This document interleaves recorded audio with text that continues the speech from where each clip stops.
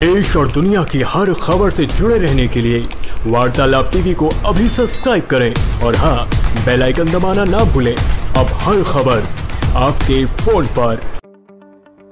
आजमगढ़ के प्रभारी मंत्री और उत्तर प्रदेश गन्ना मंत्री सुरेश राणा के जनपद आगमन पर जनपद की अंबेडकर नगर सीमा स्थित लोहरा टोल प्लाजा पर बीजेपी नेताओं समेत सैकड़ों समर्थकों ने माला पहनाकर उनका स्वागत किया। तत्पश्चात अतरौलिया स्थित निरीक्षण भवन में पुलिस कर्मियों द्वारा गार्ड ऑफ ऑनर पेश कर सलामी दी गई।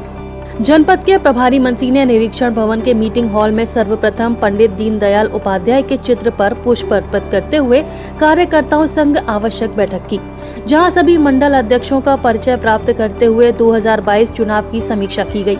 उत्तर प्रदेश सरकार के 4.5 साल पूरे होने पर सरकार की उपलब्धियों और लोक कल्याणकारी योजनाओं के संबंध में कार्यकर्ताओं को मार्गदर्शन दिया।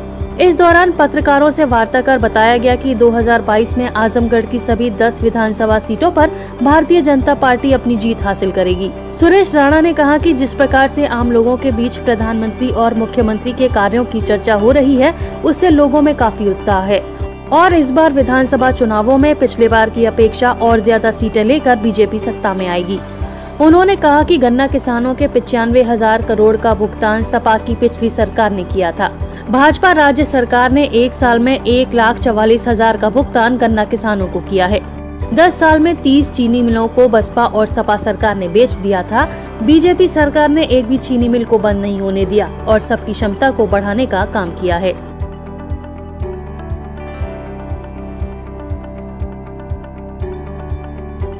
बैठक ली गई है सर, 2022 को ध्यान में रखते हुए बैठक की है।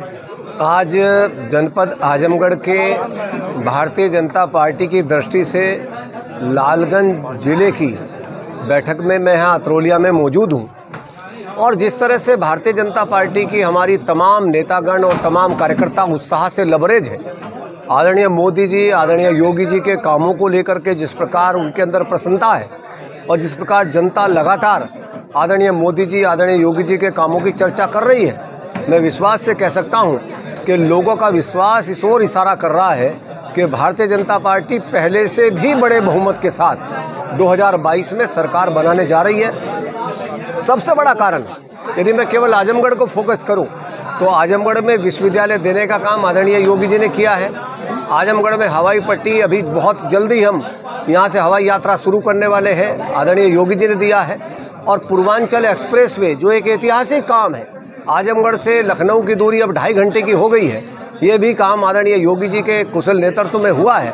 और लगातार चाहे कानून व्यवस्था हो, चाहे आवास हो, चाहे पेंशन हो, चाहे सुरक्षा हो, आज़ादी के 70 साल में जनपद आजमगढ़ में जितनी पेंशनें बनी उससे ज़्यादा पेंशन 4.5 वर्षों में योगी सरकार के कार्यकाल में दी गई है। ये तमाम ऐतिहासिक काम है और गांव, गरीब, किसान, नौजवान का सम्मान करते हुए सरकार आगे बढ़ रही है। इसलिए मैं विश्वास से हमारे कार्यकर्ता रात दिन परिश्रम करके सरकार के लोक कल्याण के कार्यक्रमों को गांव-गांव तक पहुंचा रहे हैं, जन-जन तक पहुंचा रहे हैं। निश्चित रूप से भारतीय जनता पार्टी की सरकार 2022 में उत्तर प्रदेश में बड़े पेट्रोल, डीजल अपने चरम स्थिति में, जिसकी वजह से खाद्य पदार्थों में भी महंगाई है, इसके साथ ही अन्य चीजों में सर कहीं न कहीं 2022 का चुनाव महंगाई करके प्रभावित तो नहीं होगा? आप यदि इन तमाम आंकड़ों को देखेंगे तो आपको स्पष्ट रूप से नजर आएगा कि सबका साथ सबका विकास, उस मूल मंत्र को लेकर के और तमाम जितनी भी आवश्यकता की चीजें हैं, उन तमाम आवश्यकताओं की चीजों को आपूर्ति के साथ साथ क्या कभी कोई सोच सकता था कि देश के अंदर 80 करोड़ लोगों को कोरोना के कारण लगातार मुफ्त अनाज की व्यवस्था कोई सरकार कर सकती है? क्या उत्तर प्रदेश में 18 करोड़ लोगों को लगातार मुफ्त अनाज की व्यवस्था कोई सरकार कर सकती है? ये काम आदरणीय मोदी जी ने, आदरणीय योगी जी ने करके दिखाया है और लगातार चाहे बिजली हो, चाहे सड़क हो, चाहे सुरक्षा हो, वो तमाम विषय जिसकी वर्षों से उत्तर प्रदेश को इंतजार थी, वो विषय पूरे करने का काम योगी जी ने किया है। सर, आप प्रदेश के गन्ना मंत्री हैं, पूरे प्रदेश में लगभग 120 मिल संचालित होती है, जिनमें से सर अभी सिर्फ 53 मिलों का गन्ना भुगतान के संबंध में मात्र 53% ही भुगतान होता है। जहाँ तक 22 जनवरी तक जहाँ तक गन्ने की बात है, मैं मोदी जी का योगी जी का अभिनंदन करना चाहता हूँ कि उन्होंने किसानों के हित में जो फैसले किए हैं वो ऐतिहासिक है। यदि मैं गन्ना किसानों की बात करूं तो 7 से 12 तक उत्तर प्रदेश में 21 चीनी मिलों को कोड़ियों के दाम बेच दिया, 19 चीनी मिलों को बंद किया। 12 से 17 तक समाजवादी पार्टी की सरकार ने 11 चीनी मिलों को बंद किया। मानो 10 वर्षों में उत्तर प्रदेश में 30 चीनी मिलें बंद हुई। मैं अभिनंदन करूंगा योगी जी का कि चाहे पूर्वांचल में पिपराइच हो, मुनेरवा हो, पश्चिम में रमाला हो, नई शुगर मिलें लगाने का काम किया। एक भी मिल को 4.5 साल में बंद नहीं होने दिया। 1.5 दर्जन से ज़्यादा चीनी मिलों की क्षमता विस्तार का काम योगी आदित्यनाथ जी ने किया। आपके आजमगढ़ में भी नई डिस्टिलरी लगाने का काम आदरणीय योगी आदित्यनाथ जी ने किया।